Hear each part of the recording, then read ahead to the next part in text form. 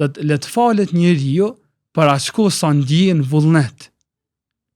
E kur të lodhet thot fel yaqud, le të ulet, le të lën. Ku shpesh agjërimi konsiderohet si lodhje, si ngarkesë, a është kështu apo është diçka më shumë se kaq, si afrim me Zotin? Dy qasje ndaj agjërimit, por edhe ndaj çdo ibadeti tjetër, ardhet janë të gabuara.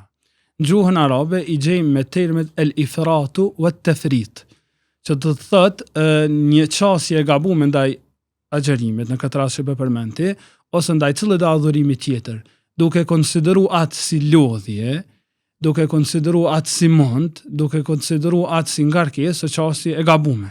Nga se nuk e kam përjetu kështu as pejgamberi a.s. dhe as gjeneratat e para. Mirë po dhe tjetra, duke konsideru Ramazanin pastaj si kohë pushimi, si kohë relaksi, kohë e serialeve, kohë kur nalet çdo aktivitet tjetër, tani edhe kjo është qasje e gabume. Shumë mirë është ajo që thëti, se Ramazani është më shumë se sa kaq. Është afrim me Zotin. As nuk është ngarkesë, nga sa Allah thënë në Kur'an, yuridu Allahu an yukhaffifa ankum. Allahu dën që juve t'ja u lehtësoj adhurimet, mos ja u vështirësoj ato. Mirë po dhe në anën tjetër nuk është diçka që kalon as lehtë, mirë po është një afrim me Zotin.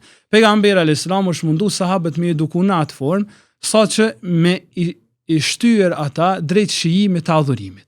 Për shembull, transmetohet njerëz se kur ka hyrë pejgamberi a.s. në xhami, e ka pa një litar të varur për shtyllën e xhamisë. Pejgamberi sa më i çuditën thotë, kujt është ky litar? Çfarë është ky litar? Sahabët thonë, ja Rasulullah, ky është i filanes. Falet natën e kur lodhet, pastaj mbahet për litari.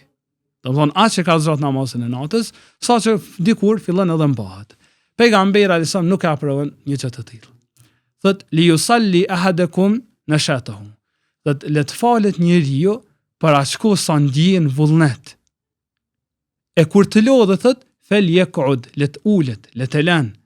Nga se tani mos sikur se nuk e ka më atë efektin e vet. Nëse fillon njeriu e falet, duke u mbajtur për litari, saqë nuk po mund të më qëndron në kam, atë nuk e ka efektin e vet. Ose në hadithin tjetër, që transmeton Aisha, thotë ka thënë pejgamberi sallallahu alaihi wasallam: "Ya ayyuhan nas, o ju njerëz, thotë punoni me takat. Punoni punë atë sa ju jepet mundësia. Thotë fe inna Allah la yamillu hatta tamillu." Se Allahu nuk lodhen ndaj jush, derisa ju të lodheni. Pra, ke pa njeriu don me bëj ibadet, edhe fillon e kotet. Atë pejgamberi sa këto nuk po ja aprovon sahabëve, po thot kur e sheh që ti je lodh, dale.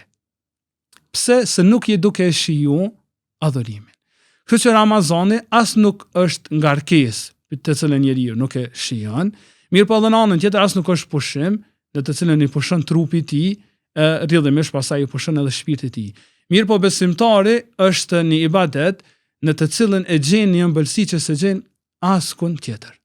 As nuk e përjeton si ngarkesë, përkundrazi e përjeton çu e ka përjetuar pejgamberi sallallahu alaihi wasallam.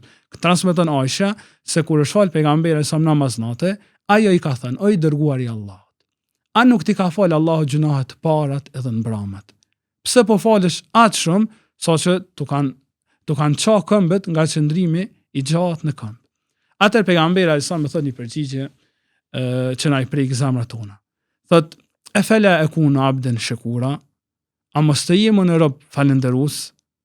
Pra, unë nuk po falem se kam bërq, as nuk po falem me e kry një obligim, po e ndjej si shenjë falenderimi me qenë se Allahu mi pas ka falë gjunahet, tash unë jem qaj që qohna edhe falem natën.